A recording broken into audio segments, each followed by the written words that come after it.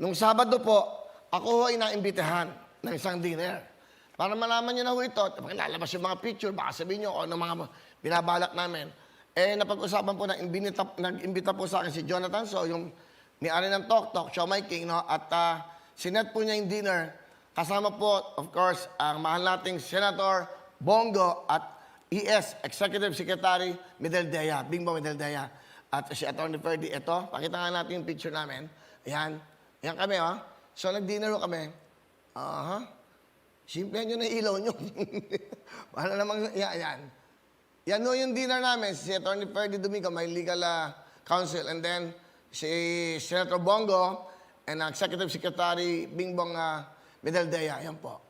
And then, napag-usapan po namin kung ano dapat gawin na makakatulong sa ating mga kabayan. Napag-usapan po doon yung malasakit natin. Yung pagmamalasakit natin sa ating mga kababayan. 101 malasakit centers na po pala ang meron. Sa Heart Center ho, nandyan po, para sa lahat po ng mga Pilipino na nangangailangan ng tulong, pinansyal o medikal. Lalong-lalo na po sa mga kababayan nating kapuspalad. Sa isang lugar lang po, ito, matutulungan na kayo ng PhilHealth, DSWD, DOH, PCSO at local government. Ito po ay project po ng ating mahal na gobyerno. Okay. Ang pangunahing hangad ng Malasakit Center ay magpagbigay ng maayos at mabilis pong maasahan na tulong sa ating mga kababayan. Meron na pong 101 Malasakit Centers sa buong Pilipinas. Wow! Congratulations! At ang Malasakit Center po ay basta Pilipino ka, qualified ka. Magdala ka na ng IDs, okay? Lahat po, importante. So, basta Pilipino ka, alam naman kagad yan. So, yan po yung napag-usapan yan. Yung po mga kababayan natin tumatawag po dito na wala pang pambili ng gamot, walang pang-opera. Sabi nga ni Senator Bongo, alam mo, Mia, Willie, mas maganda na wag na silang abutin ng aatakihin pa kayo, wag na silang abutin na nahirapan kayo huminga. Pumunta na po kayo sa Heart Center, sa Lung Center, sa lahat po ng mga government hospitals. At yan po talagang ipinag-utos na ating pamahalaan. Ayan po, magkasama kami ni Senator Bongo.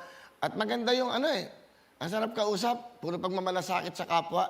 Nagpapasalamat sila at of course, yung programang ito, magiging daan po na kasama natin ang PCSO, DSWD, yan, at syempre po, ano pa ba? Ano pa yung mga isang government, natin? Yung kanina, Rod, yung DSWD, yung ano pa? Andiyan ba? Yan, PhilHealth, DSWD, DOH, PCSO, at local government.